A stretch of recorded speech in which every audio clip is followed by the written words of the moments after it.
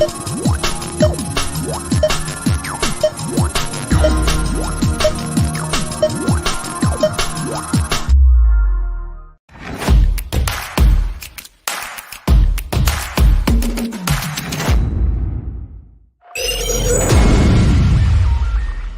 watching SKST Radio.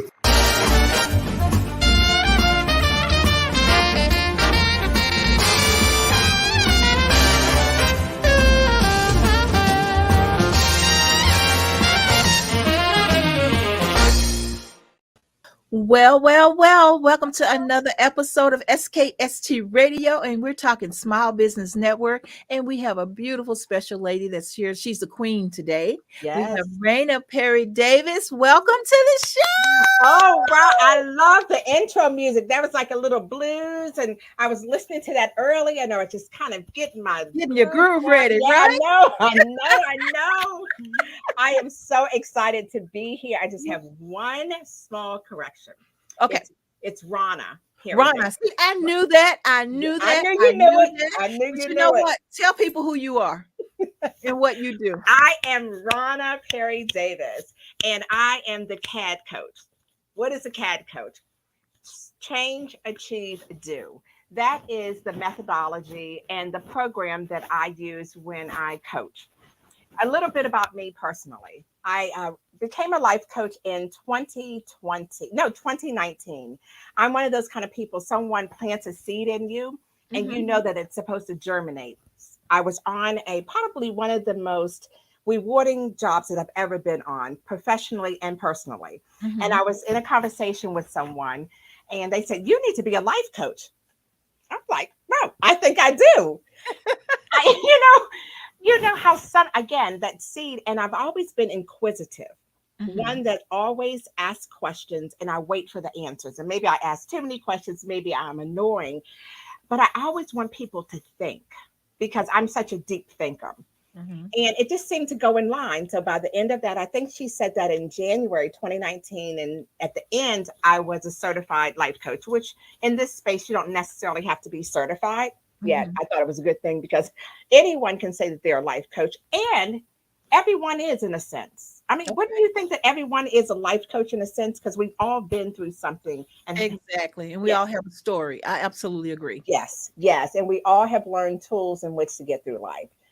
So I got certified in 2019, and then 2020 came, and I'm a little impulsive, and God said, "Quit your job." This was a job I told you that lined me up for everything. Yet it has served its purpose. You know, when things serve their purpose. And I went and I started, that was right before COVID. That was February 2020. COVID came March 2020. And for that first couple of years, I struggled in defining what kind of coaching business I wanted. I was out there on Instagram. Everybody was a coach. Everybody that you scrolled on was a coach. Coach is this, coach that. Yes. And it was like finding my people, finding my tribe. And I stumbled for a while. Initially, it was divorced women because I was a divorced woman after 30 years of marriage.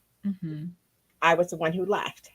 And through that experience, I learned that statistically, 60% of marriages end by the women initiating them. Wow. And then in that group, 35% of those women are African-American women. Wow. And when I initially became a coach and started going through the divorce process, I looked around, and in the churches, in my neighboring churches, there was no divorce care.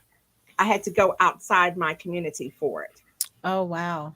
Yeah, which was striking. And that's still something that I'm going to embark upon because it's needed. Again, I say out of that 67, 35% of women are African-American women. So I said, where is the help? Where do we go? And my focus initially was on divorced women, taking them through that process. Right. And then I realized you're divorced, but that's just a part of your life. You know, I realized that a common thing to me was in order for anyone to achieve anything, they had to change something so they could do.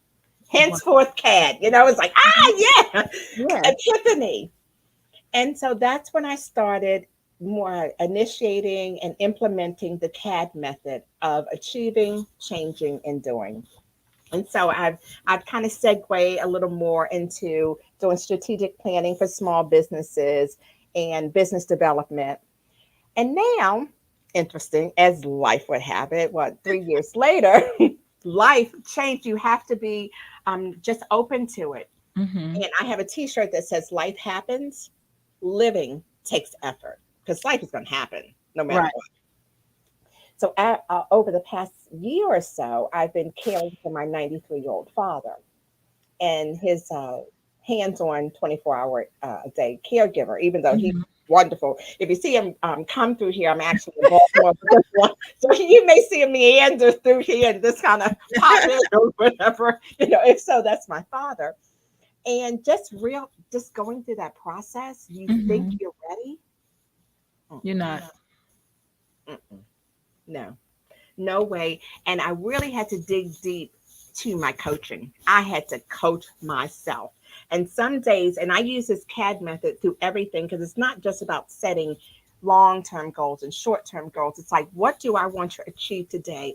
And that's how I had to get into the nitty gritty as I was caring for my father and then trying to build my business and expanding. Mm-hmm. Each day, it's like, what do you want to achieve today? Right. Okay. Is there anything that you can change to achieve that? And then what are you going to do? I literally had to do that just about every day to help me through the process. So the method is not just a one and done. I think it applies to anything that anyone wants to achieve in life daily. Wow. Wow. Yeah, I mean, and the coping skills. And I think over the process, it's about the coping skills that you develop. And so through that whole process, I have built a coaching business, still fine tuning because again, life just has a way It of saying, evolves. Yeah. yes, and saying that maybe you need to change directions and being flexible enough to realize that maybe you need to change directions. So Mm-hmm. that's just a little bit about me. Well, just a little bit. I'm a mother of three, a Gen X, a millennial, and a Gen Y, I think. I had to look them up. So, yeah, yeah. I was a wife, a mother, and widow by the age of 22 Oh, wow. to a man who was unable to love in a healthy manner at all times. I called it something different. I called it what the world called it, Mm-hmm. abuse. And then that said, that may make me a victim, Yeah. in other people's eyes. Nah, and I was never a victim. And I believe he wanted to love. He was just unable to love in that healthy manner. And Mm-hmm. all of those things. And I got married, divorced after 30 years. My former and I are like that, I mean, just wonderful. And all of my life, and because of life, it I think has made me a better life coach. Because my father says, honey, baby doll, he says, you're a life coach. So you help people with life. And as I'm Mm-hmm. coaching others, I coach myself as well.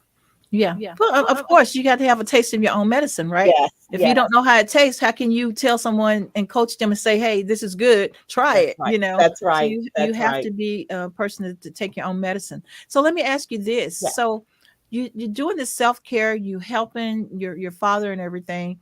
What do you actually do for yourself though? What do you do to keep yourself motivated and in that situation? Because I Mhm, have to admit, 2020 March, it took a lot out of all of us. And so to mhm. start from that to the healing process to find out that there is tons of people doing what you do, Yes. so what do you do for yourself to keep you motivated? Well, first of all, self care. And I think that's important. I take care of self first before I can even be motivated mentally, spiritually, and emotionally. I follow a routine to stay motivated. I get up no matter what. I'm here with my father, and we'll be for the next week, 5:15 or 5:10 every day. Why the difference is just like I like to be rebellious. I don't like to get up at 5 o'clock or 5:30. It's like I'm gonna pick some place in between. What keeps me motivated is my why. I Before I became a life coach, I started picking the brains of women. And a common theme that I find for women is that they ask the question, who am I? That's what keeps me motivated. I hear it so many times, time and time again. Because I remember when I left my marriage in 2015, it took 3 years of probably every day asking myself, who are you? Like, why Mhm. would you leave a marriage then? Could you have stayed with him? He was a wonderful man. There was no abuse. There was no of this. I lost respect for him, literally. That's all. And then I started acting in a way, how women can be, when we're disrespectful. Come on, when we have the little bite in our mouths, Of we course. have a tinge about ourselves and we say, oh, that's just the way I am. Yeah, that may be the way you are, yet it's still disrespectful. I digress. I'm sorry. But yeah, and so I took 3 years to really, who are you, Rana? Married, uh, teen mom, 16, 18, and then 22. Moved from Baltimore to Columbia, South Carolina in 1988 when there were marches going on, Ku Klux Klan, and just a different Mhm. time, Mhm. and so during those 3 years that I left my marriage, I really went inside myself to say, who are you? Like, who at your core? Who are you? And that's what keeps me motivated because time and time again, that's what women struggle with because we put on all this stuff. Mhm. Society says, that person says, our mothers say, this person. And then we're left with, who am I as a person? Mhm. That's literally, I kid you not, and what keeps me motivated when I'm scrolling social media, TikTok, these young women that are struggling with their identities. I'm not talking about next necessarily sexuality, their identities. That's what keeps me motivated. And it may sound like, no, it doesn't. That is because I have daughters and I know how Mhm. they struggle even under my mothership. So I'm just wondering, these young women who have no mothers or mother wounds and all that. So that's what keeps me motivated, what I see every day. And if I can just make maybe one post that connects with somebody, Mhm. send out one call, one text, or something that connects with someone, be at a venue that people say, that makes me think, then that's what drives me. Yeah, that's it. Wow. So who is your ideal customer? That woman saying, that person doesn't necessarily have to be a woman. That's what's drawn to me. That's asking themselves that question: who am I? What do I want to achieve? What do I need to change? Not want to change, need. That you're honest enough to address what you need to change. And a person who, one of my programs that I institute is in positive intelligence. And Okay. it's a thinking that as children, we adapt saboteurs, 9 of them, instinctually, whether we've had a wonderful childhood or not. And we wrestle with this as adults. They might have, served us well as children. Now, as adults, those are the things that are really causing us angst and that toxicity and that negativity in us. And I incorporate positive intelligence into the practice. And since I've done that, it's really been instrumental. So, who Mhm. is my ideal client? Again, that client that wants to achieve something, that knows first they have to change something and that are unafraid to do it. Mhm. The person that's tired of all the negative talk in their head, being stuck. We hear stuck, but just being just dog tired of being tired. The person that is unafraid and ready to really get to the nitty gritty. I'm not a therapist. We don't go like back in time, but Right. a person who is willing to be honest with themselves, take accountability for whatever has happened in the past, not to blame themselves, but to move forward. So how do you know if you fit in that category? Because a lot of people they're not true to themselves. A lot of people pretend to be more than what they are. Hmm. You have a lot of negativity Yeah. that's out there in the world today, where people they do things just to make them feel better about themselves. Yes. That bully. Those Yeah. bullies are back, Yes, and they are so yeah, they're back and with a they're in vengeance. full force. Yes, and then you got the Karens out there. You got those Mhm. Karens that it's them. Yeah. So how do you filter out to get to that right person? You know.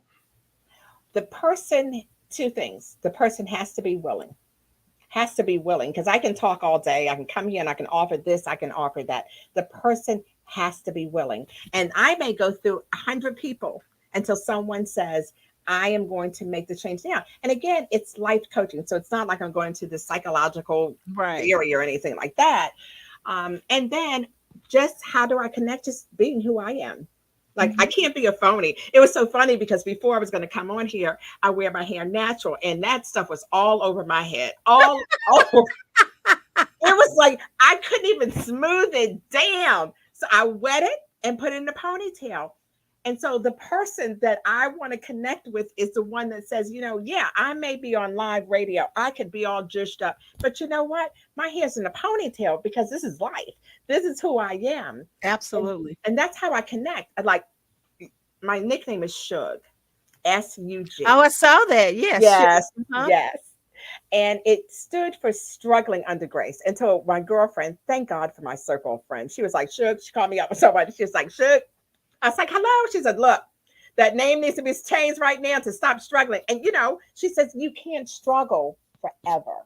So Mhm. now it stands for striving under grace. Nice. Yeah. Absolutely love it. Absolutely love it. But Wow. my audience is whoever is unafraid to say, I'm just tired. I'm not going to go into 2023 without the tools. Now, I teach tools more so than I'm not going to give you a program and you're gone. It's Mhm. about teaching you tools Mhm. and giving you resources and skills so you can get through life, no matter whether it's professional or personal. All right. It's about implementing tools and steps and having you to frame out a plan that's going to be conducive to your life, being honest, being able to set barriers, telling people. I remember a couple of years ago, I realized as I was building this business, I was building it trying to use old tools, trying to use 9 to 5 tools. Mhm. Didn't People, work. no, people calling all times a day, and I'm allowing that. And so finally I said, I'm not being very productive. And I had to set boundaries. So I have put on work modes, 9 Mhm. to 12, when no one was able to access me. I'm telling you, I got so much pushback. Oh, well, you're not available anymore. What if something happens? But you got to be okay with setting out the framework that works for yourself. And Exactly. after a while, they got used to it. And Yeah. then I started breaking the rules. I started calling them, like, Now you can't break your rules. But that's interesting because I do have boundaries that we do. We have a full blown studio, right? Mhm. And then we also have other things that we do. And I make it a point to have a cami day. I have to have a cami day. I'm sorry it's on the day that it's on, but it's the Yeah. only day that I can grasp for it. So my cami day is on Sundays.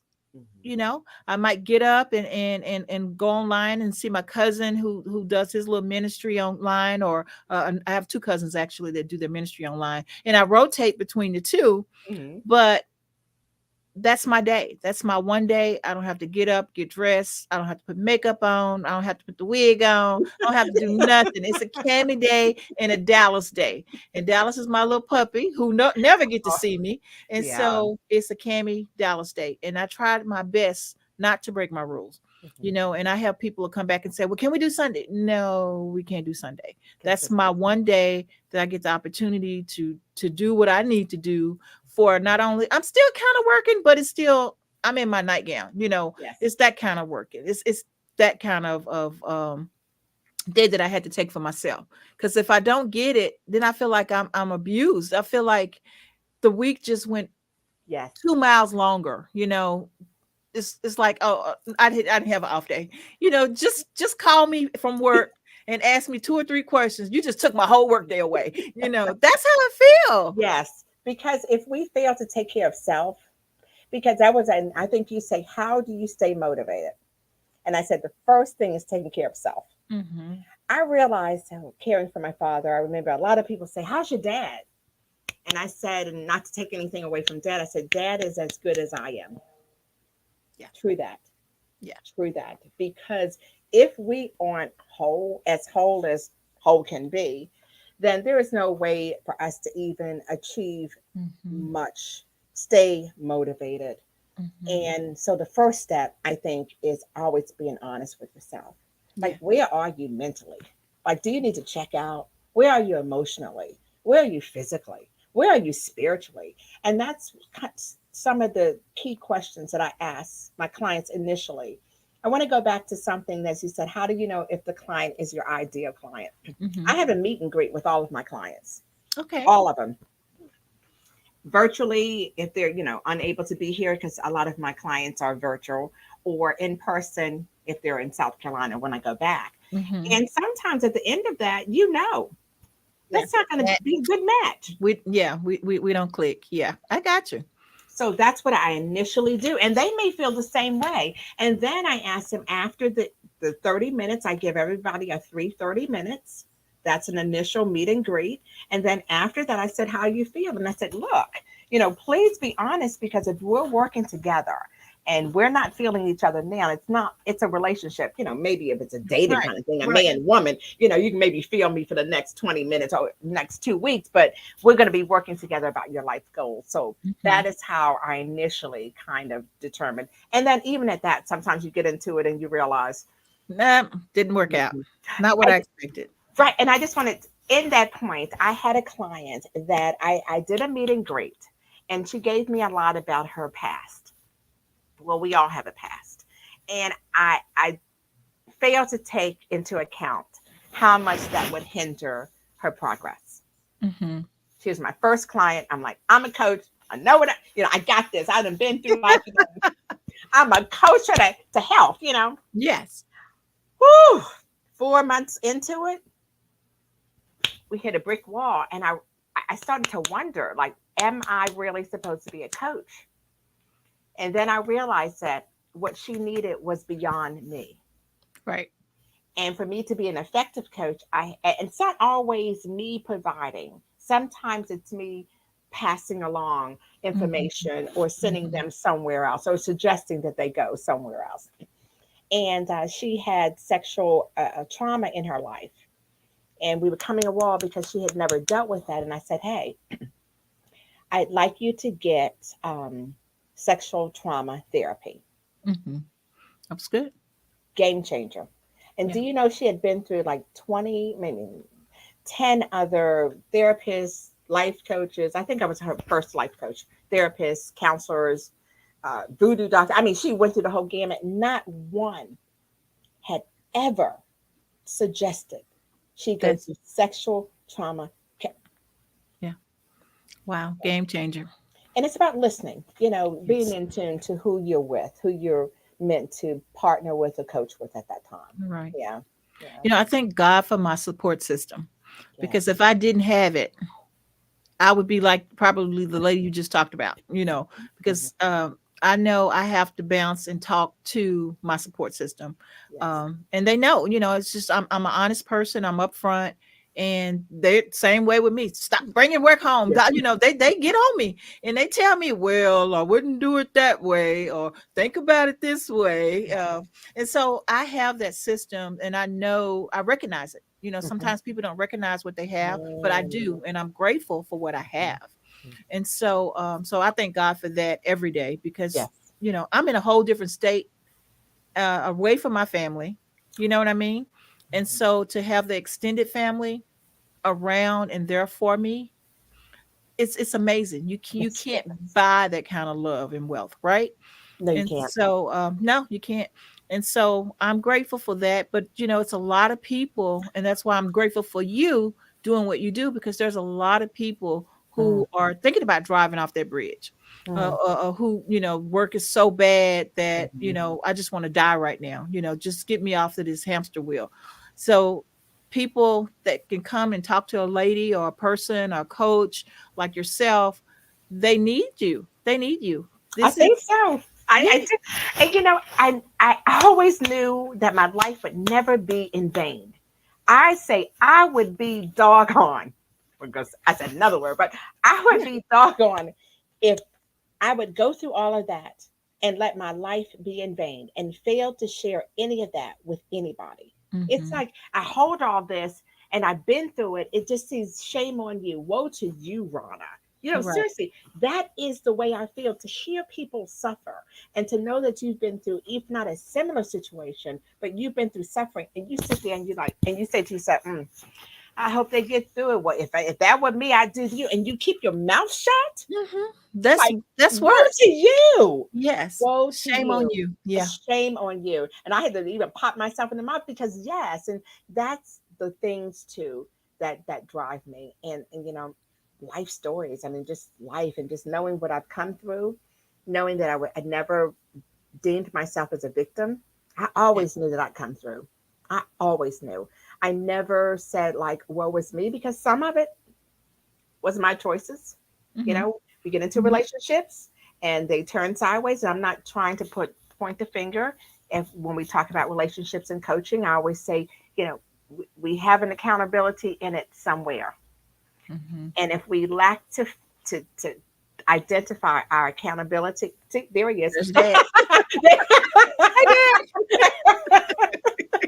He's 93. did. Well, he didn't look like he was 93. He doesn't act like he's 93 either.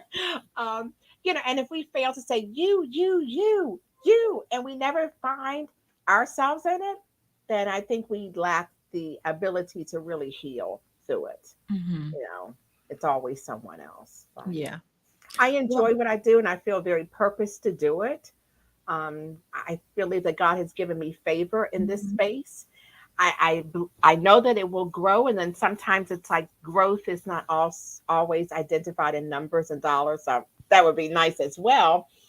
I just realized that my life is transitioning, and Mhm. as I transition, the people that I touch are going to be different, because they're going to be in different spaces as I'm maneuvering in different spaces. Um, Yet the methodology is still the same. If you Yeah. want to achieve something, you have to change something first, and you have to identify what mindset, behavior, or habit has to change in order Mhm. for you to do. So no matter who I'm with, who I'm coaching, that method is still the same. The same. It Absolutely. is. Yeah. Absolutely. So tell people how to get in contact with you. Okay, you can go to my website. It's Rana Perry Life Coaching, and I'm going to spell that. That's RanaPeri lifecoaching.com. And my email address is ranaperrylc@gmail.com. And all of my contact information is on my website. So, yes, I give 30 minutes free. And that's just for a meet and greet. And it's not necessarily just to gauge if we're going to make a good match, it's still just to see where your head is at, so to Yeah. speak. And I have everyone to take that positive intelligence assessment before we meet. And that really helps them. That has been probably as much of a game changer as much as the C.A.D method has been.